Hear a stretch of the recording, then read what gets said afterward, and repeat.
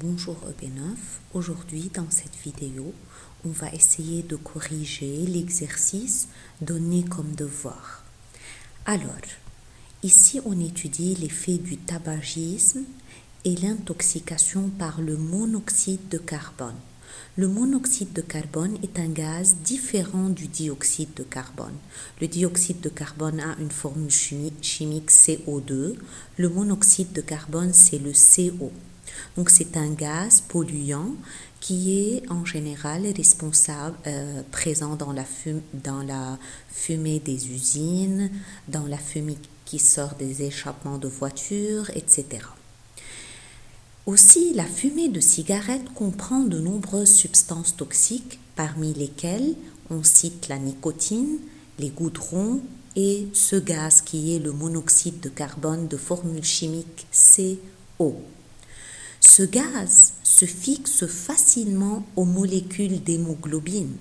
Vous savez très bien que l'hémoglobine, c'est une molécule protéique qui est présente à l'intérieur des globules rouges ou hématies et que cette protéine est responsable du transport de presque 98% du dioxygène et du transport aussi d'une grande partie du dioxyde de carbone. Mais bien sûr, la partie majeure du dioxyde de carbone est transportée par le plasma. Alors, elle transporte le dioxygène sous forme d'oxyhémoglobine et le dioxyde de carbone sous forme de carbhémoglobine. Mais quand ce gaz se fixe sur l'hémoglobine, il va former un composé stable qui est le HbCO. Quand je dis stable, ça veut dire le HbCO ne peut plus se décomposer en Hb à part et CO à part, comme c'est le cas de l'oxyhémoglobine qui peut se décomposer en dioxygène et en hémoglobine. Le carbhémoglobine peut se décomposer en dioxyde de carbone et hémoglobine, mais le HbCO ne peut pas se décomposer. Donc la réaction de fixation du monoxyde de carbone sur l'hémoglobine n'est pas réversible. Elle ne se fait pas dans les deux sens. Seulement quand on obtient ce composé, il est stable. Donc le CO occupe l'hémoglobine dans ce cas. Il n'y a plus de place pour le transport du dioxygène, ni pour le dioxyde de carbone. Mais je parle surtout du dioxygène parce que la majeure partie du dioxygène est transportée vers les organes par l'hémoglobine. Chez les fumeurs, la teneur du sang en CO varie selon le nombre de cigarettes consommées par jour, comme le montre le tableau ci-contre. Donc ici, on a le nombre de cigarettes consommées par jour. Il y a des personnes qui consomment 10 cigarettes, 20, 35. Et quelle est la teneur, ça veut dire la quantité de ce gaz dans le sang en pourcentage. Donc c'est respectivement 5, 7 et 10. Voilà le titre du tableau. Avant de tracer la courbe, je vais interpréter directement. Donc pour interpréter, demoiselle, voilà la courbe. La teneur du CO dans le sang, c'est en haut et le nombre de cigarettes consommées par jour, c'est en bas. Pourquoi? Parce que toujours, ce qui est dans notre tableau en haut, on le met en bas. Ce qui est en bas, on le met en haut. Donc, quand j'analyse, attention, je ne dis pas le nombre de cigarettes est 10 lorsque la teneur du CO dans le sang est 5. C'est faux. Il faut dire la teneur du CO dans le sang est 5% lorsque le nombre de cigarettes consommées par jour est 10 cigarettes par jour. Yani, demoiselle, toujours, c'est ce qui est en haut lorsque ce qui est en bas. Parce que ce qui est en haut varie en fonction de la variable qui est en bas. Donc, je répète.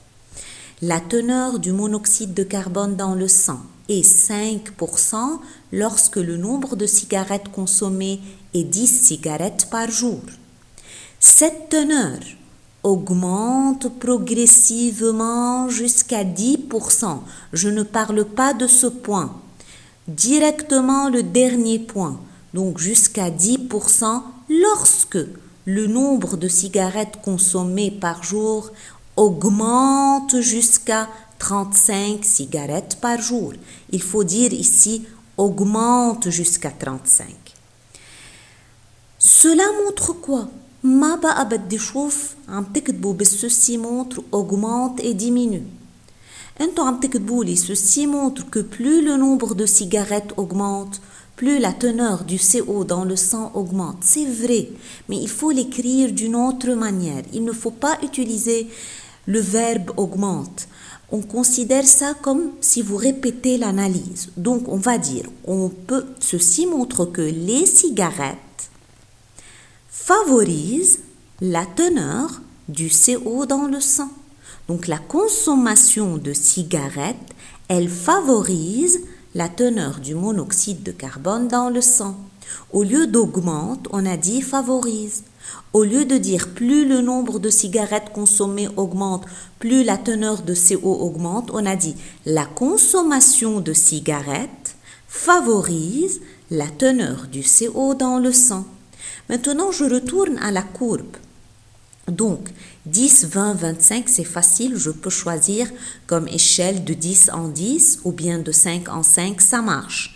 Ici, je peux choisir de 10 en 10, c'est ce que je préfère. Donc, ici, ils ont choisi de 5 en 5, ici, ils ont choisi de 1 en 1, c'est bien. مهم نعرف نحط الvaleur correctement. هيدا الشيء المهم. Maintenant, dernière question. À partir des informations fournies et des connaissances, donc tout ce qui est donné et de vos connaissances, il faut expliquer. Pour expliquer, on peut employer nos connaissances et ce qui est dans le tableau et ce qui est ici. Tout ça, il faut l'écrire. On va expliquer pourquoi le monoxyde de carbone, quand il est à teneur élevée, comme dans ce cas, il peut causer une intoxication, tasammum. Tout d'abord, on sait très bien que le monoxyde de carbone, lorsqu'il se fixe aux molécules d'hémoglobine, il va former un composé stable qui est le HbCO. Heide n'est l'information fournie. Maintenant, je peux ajouter à partir de mes connaissances que l'hémoglobine est responsable du transport du dioxygène.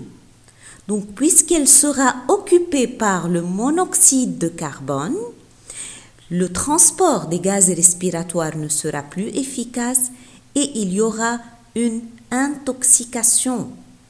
Maintenant, on lit leur réponse. Les molécules d'hémoglobine, lorsqu'ils fixent le CO, ils vont former le HbCO, un produit stable. Cette phrase est parmi les informations qui sont données dans l'exercice. Alors, l'hémoglobine ne peut plus fixer le dioxygène. Ça, c'est de non-connaissance. On sait qu'elle est responsable du transport du dioxygène, qui est indispensable à nos organes et à nos cellules. C'est pourquoi cela cause une intoxication par le monoxyde de carbone. Donc, c'est très important de lire, de bien lire la question. Il faut tout employer. L'intoxication, elle n'est pas due seulement à sa fixation sur l'hémoglobine. C'est parce que l'hémoglobine doit transporter le dioxygène et elle ne peut pas le faire car elle est occupée par un gaz, CO, qui lorsqu'il se fixe sur cette molécule, il va former un composé stable. Voilà.